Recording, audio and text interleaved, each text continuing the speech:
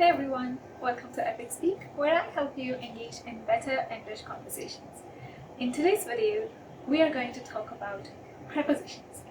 Prepositions are words used to link things like people, objects, time, or locations within a sentence. These are little words like at, for, in, on, etc., which, despite their size, can be very tricky to use. Today, we will look at some common mistakes that language learners make when it comes to using prepositions. The first sentence or the first mistake is this sentence here. When I ask my students what their hobbies are, most of them say reading books, watching TV, and listening music. This is what they say. Reading books, watching TV, and listening music. It is wrong to say listening music. Why? Because listening is a verb that should be followed by the preposition to. It always takes the preposition to. So you should be saying listening to music. Listen to me. Listen to your teacher. I listen to the radio in the car. Now let's look at this sentence here. I need to go to home. Why is this sentence incorrect? We do say I'm going to the theater, or we say I'm going to school, or I'm going to office, but we do not say I'm going to home, because home is used as an adverb of place to be precise in this sentence. Adverbs of place tell us where an action happened or will happen in the future. We do not use preposition with adverbs of place. So the right way to say this would be I need to go home, or I'm going home. Do not use the preposition to with home. Here are some other difficult adverbs of place that do not need a preposition. Upstairs, downstairs. We don't say I'm going to upstairs, I'm going to downstairs, or inside, outside, here, there. Back, away, near, close, abroad, overseas, everywhere, somewhere, nowhere. These are some other adverbs of place which do not take a preposition. Alright, let's look at the next sentence. I cannot agree to you in this situation. We can use prepositions like with or to with the verb agree. But which preposition we use depends on what follows. We agree with people, and we agree to do things, or we agree to certain conditions or demands. For example, he agreed to my demands. I agreed to work overtime. I agreed to be on time.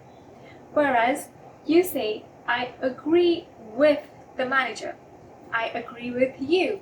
So you agree with people and you agree to certain conditions or to do certain things. You agree to actions. People often get confused when it comes to using since, for, and from.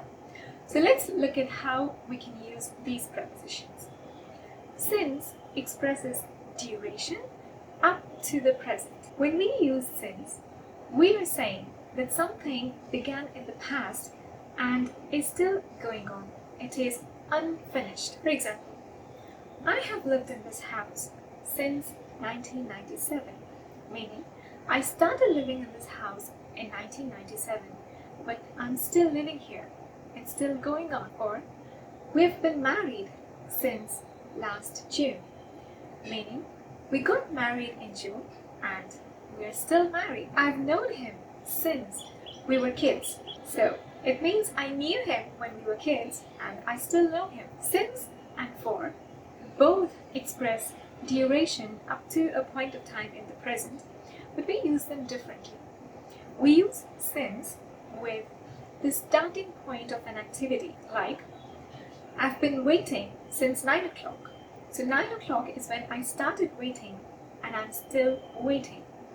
Or we've lived here since 1970. 1970 is the point of time when we started living there and we are still living there. Now we use for with a period of time, not a point of time. For example, you can say We have lived in this house for 30 years. Now 30 years is a period of time, not a point of time. So we use since with a point of time, whereas for with a period of time. We have lived here since 1970. We have lived here for 30 years. Period of time. I've been waiting since 9 o'clock. Point of time. I've been waiting for 3 hours. Period of time. Now since and from are both used to express duration. Both tell us the starting point of an activity, but they're used in different ways. I will be here from 8 o'clock tomorrow. You're talking about a point of time in future. It will be wrong to say, I will be here since 8 o'clock tomorrow. You can say, the shop is open from 9 a.m. on Saturdays. But you cannot say, the shop is open since 9 a.m. on Saturdays. So we use from and to, or we use from and till or until to talk about a duration of time. I will be here from 9 till 5. He works from 8 to 5. So we usually use since and for with the present perfect or the present perfect continuous tenses because we talk about an action which started in the past and is still going on. Like, it's been raining since Monday, or he has been absent for 4 days. The next sentence here is, he insisted to carry his own bag. And the verb insisted is followed by the preposition on. He insisted on carrying his own bag. She insisted on making her own food. Here's another one. They go to the bus station by foot. Now we do say, I go to school by bus, or I go to the office by car.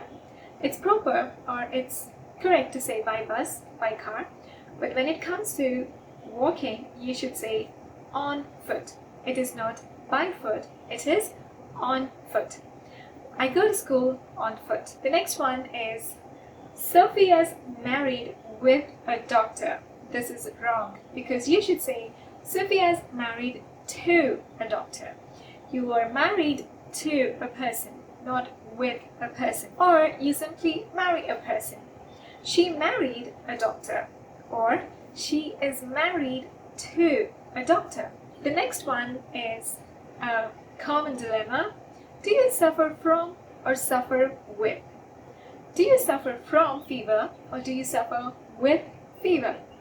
It is suffer from fever. You do not suffer with fever. If you do say you suffer with fever, it would mean that you're suffering along with fever. Fever is suffering, and you are suffering with fever, which doesn't really make any sense. The right preposition to use here is from. The next commonly confused preposition is which one to use with superior.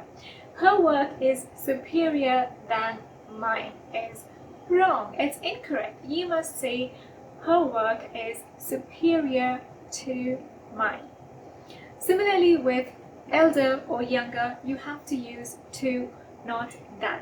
You should say he's younger to me, not younger than me. Similarly, with preference, you use the preposition to, not than. You should not say I prefer coffee than tea. You should say I prefer coffee to tea. Words like senior, junior, superior are always followed by the preposition to.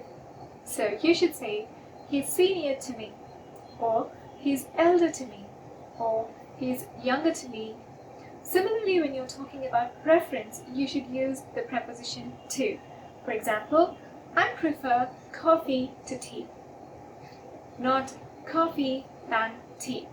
You can say I prefer coffee to tea or coffee over tea. But words like older and younger are followed by the preposition than. So, he's older than me. He's younger than me. He is superior to me. He's older than me. Superior to, older than. Next one, you must insure for theft and fire. What's wrong with this sentence is the preposition that follows insure is against. You must insure against theft, and fire. And let's look at this. Should we say angry with, angry at, or angry about? Which one should we use? Actually, we can use all of them. It depends on the context or on what exactly is receiving your anger. You can be angry with, or you can be angry at a person. For example, you can say, I'm angry with my brother for losing my phone. I'm angry with my best friend for lying to me. You can also say, my dad's angry at my brother for crashing the car. So you use with and at with persons. You can also use at when your anger is directed towards non-living things. For example, my mom was angry at all the mess in the kitchen. But you cannot say, my mom was angry with all the mess in the kitchen. I'm angry at the noise from the factory. Not, I'm angry with the noise at the factory. So you can use angry with, angry at when you're talking about people. You can use angry at also when you're talking about or when you're angry at non-living things. And you use angry about when referring to situations like, I'm angry about the match being cancelled, or I'm angry about our poor performance in the Olympics. So I hope you got some pointers on how to use prepositions correctly. For more such amazing lessons, watch these videos and subscribe to my channel. I will see you soon.